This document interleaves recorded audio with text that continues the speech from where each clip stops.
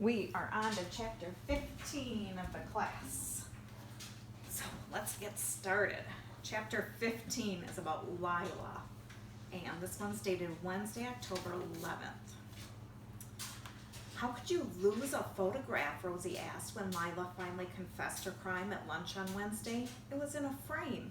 It was virtually unlosable unless you're a complete idiot. I don't know, Lila said. She crammed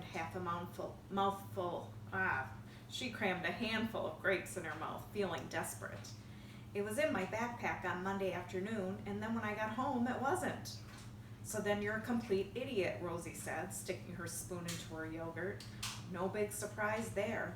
Listen, you need to find it. If you don't, then I'm going to have to report I saw you taking something from Mrs. Herrera's shelf. Lila was stunned. Why would you do that? It doesn't even make any sense that you would do that. Well, you did steal it, didn't you? Now Rosie was examining the yogurt on her spoon as though it were something strange and foreign. She stuffed the spoon back into the container without taking a bite. Sooner or later, someone should tell Mrs. Herrera. But it was your idea, Lila felt like crying. This was so unfair. Why should I get in trouble for something that you told me to do? The way I remember it, it was your idea. I was the one who said you shouldn't do it. Well, maybe you'll get lucky and Mrs. Herrera will get fired soon. Rosie pulled a banana from her lunch bag and then put it back. Oh, look, here comes Carson. Do you think he's brave enough to ask me to the dance? I wish Garrison would ask me. He's so mysterious, don't you think? Lila didn't think Carson was going to ask Rosie to the dance, though she would never say so. Carson might be cute, and he might be popular, but he was also strangely decent. This morning, he'd stood up in front of the class to announce that his mom had started making quilts for this cancer charity called Quilts for the Cure, and if anybody wanted to donate fabric or thread, that would be cool, but not to worry about it if they didn't. Practically all the girls in the class raised their hands and promised to bring in fabric the very next day. Carson looked like he might cry. Rosie had made fun of him later, but Lila thought it was nice he was trying to do something good. She wondered if his grandma had cancer. Okay, who's going to friend me with a little math homework help? Carson asked when he reached their table. He put his hands on the table and leaned in. Lila, give me some help and a smile, huh? You're so dumb, Rosie laughed, rolling her eyes. It wasn't even hard homework. She turned to Lila. Maybe you ought to go look for that thing we were talking about. Like now? Lila nodded mutely and slowly rose from her seat. She'd probably get in trouble for leaving the cafeteria before recess without permission, but did it really matter? She was in so much trouble already, and she didn't even know why. She never would have stolen anything from Mrs. Herrera if it weren't for Rosie acting like it was the big bonding thing they were doing together.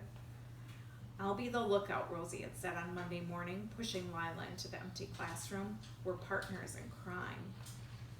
I don't know, Rosie, Lila had said, holding onto the doorframe. This could be a really bad idea. What are you talking about? It's a great idea.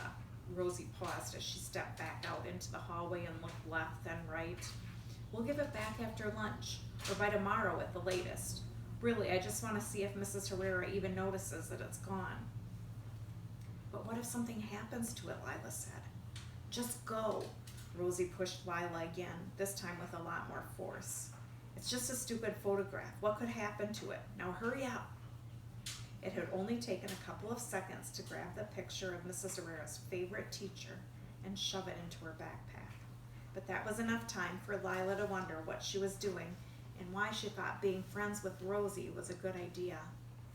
Oh, it had seemed like an awesome idea 6 weeks ago when she'd been stuck with boring, geeky Ellie Barker. Rosie and Petra were much more her speed. They cared about clothes and being popular and having fun, everything that Lila cared about. They liked to talk about boys. Lila liked to talk about boys. But then Petra had cut off her hair, and Rosie acted like it was Lila's fault. She never did weird stuff like that before you started hanging out with us. It's like you threw her off balance. Rosie had texted her right after it happened.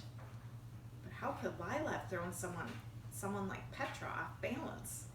Petra wasn't a delicate flower that any wind could blow over. Petra was a humongous piece of granite that blocked your way. You couldn't get past her or knock her down. She was big and you were little. Case closed. Right before lunch Monday, Mrs. Herrera announced that several items had been taken from her special shelf, including her 3 ceramic kittens. Lila closed her eyes, trying to remember if the kittens had all been there when she'd stolen the photograph, but it had all happened so quickly.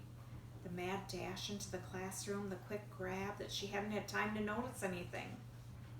Had someone been in the room when she'd run in? Lila shivered.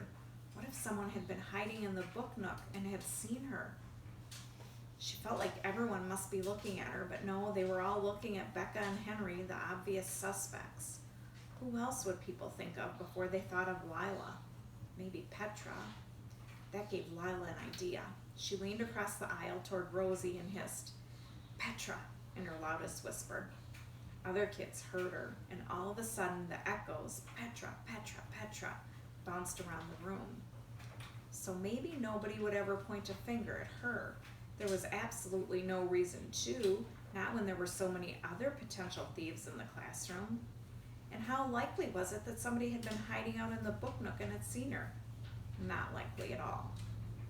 By the end of the day, Lila had almost forgotten that she was, in fact, a thief. It wasn't until she got home Monday afternoon and opened up her backpack that she remembered. But when she reached in to pull the photograph out, where would she hide it? And what would she say if her mom found it? It was no longer there. Someone had taken it. Lila's entire body flooded with relief. How could she be caught if she didn't have stolen goods in her possession? If only she didn't have to tell Rosie that it was gone. But she knew there would be a price to pay if she didn't tell, and Rosie found out later. There was always a price to pay with Rosie. If you said one wrong word, guys instead of boys, for some reason this was important to Rosie, or stink instead of smells, you paid for it for the rest of the day. Rosie's weapon was her phone. Her ammunition was the group text. When she finally confessed today that the picture was missing, Lila thought she'd feel better. Just get it out of your system, she told herself on the way into the cafeteria. Maybe Rosie would just shrug and say, "Oh well, nothing we can do about it now." So why hadn't she said that? Lila wondered as she slunk along the hallway now in search of a photograph she was pretty sure she'd never find. Wasn't the problem out of their hands? They couldn't get caught because they didn't have the stolen object in their possession. Case closed. She was nearing the library. Maybe whoever had stolen the photograph out of Lila's backpack had stuck it behind some books. When it dawned on her why Rosie wanted Lila to find it. If someone knew that Lila had it, they'd probably seen Lila steal it, and at the same time seen Rosie acting as a lookout. But if Lila found the photograph and snuck it back onto Mrs. Herrera's special shelf, then she and Rosie could deny everything. "I'm not gonna cry," Lila insisted to herself, passing the library and heading to the computer lab instead. But she could feel the tears mounting an attack. If she wasn't careful, she'd be a blubbering mess in the middle of the hallway. She'd worked so hard this year not to cry. All summer she'd watched sad YouTube videos about lost kittens and small children in the hospital who needed kidney transplants, pinching herself every time she felt the tears coming. Middle school was going to be different for Lila, she decided on the day they moved into the new house. No one was going to call her crybaby anymore or leave packs of tissue in her backpack with post-it notes that read, "Boo-hoo," stuck to them. She was never going to be that girl again. Her parents' divorce was over and done with. She lived in a new town, was going to a new school. No one would ever know what a baby she'd been ever since 3rd grade when her mom and dad started fighting so much and everything had gotten terrible. And she'd done it. She taught herself not to cry. And without even trying, she'd become one of the most popular girls in her class. The good kind of popular, as far as Lila was concerned. The kind where people didn't necessarily like you, but they wanted to be you. They were scared of you. Lila liked people being scared of her, but they wouldn't be scared of her if they saw her running down the hallway with tears streaming down her face because she didn't know what to do and she really only had one friend and she pretty much hated that friend. and she was pretty sure that friend hated her. A hard, firm voice inside her head ordered, "Into the bathroom now." Lila sniffed hard and pushed her way into the girls' room. She would hide out until the tears passed out of her system. No one could see her cry. No one. Not even that little mouse Adita, who was standing at the sink washing her hands. Had Adita been crying too? Sure looked like it, but Lila didn't care. "Get out of here," she hissed. Adita took a step back from the sink, but she didn't leave. She looked sad, but she didn't look scared. Lila leaned in, trying to look menacing. "I said get out of here, you jerk." Adita flinched, but the only move she made was to pull a paper towel from the paper towel dispenser and dry her hands. Lila couldn't stop herself. She grabbed Adita by the arm and pulled her to the doorway. "Go cry somewhere else, crybaby. Why won't you leave?" Adita shook her head. Clearly she wasn't going to talk or leave. She was just going to stand there. Lila thought about pushing her out of the bathroom, but she'd never pushed anyone in her life. And besides, it was impossible to imagine pushing Adita anywhere. It would be like trying to push a feather. Lila knew what it was like to be a feather. She was the feather who got blown this way and that during the custody hearing, where a judge decided which parent she would live with and which one she'd see on weekends and holidays. She was the feather that twirled through the sky round and round, not knowing where she would land. She knew all about being a feather. She opened her mouth to yell one more time, but her throat was filled with tears, so all she could get out was, "Just go, okay? Please?" Adita nodded. She walked toward the door, but before she opened it, she turned to Lila and said, "I think you're nicer than you behave. I think you should have nicer friends." It was the most words Lila had ever heard Adita speak in a row. She didn't know what to say, and then there was nothing to say because Adita was gone. Lila sniffed. She sort of wished that Adita would come back so they could talk some more. Did she really think Lila was nice? Lila didn't know if she was nicer than she acted or not, so she just knew that being mean was safer. So after Adita left, she blew her nose as hard as she could and splashed her face with water.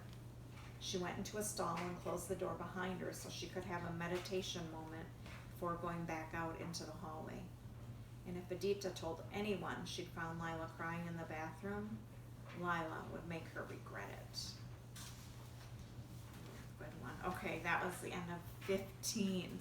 Next up will be 16, obviously.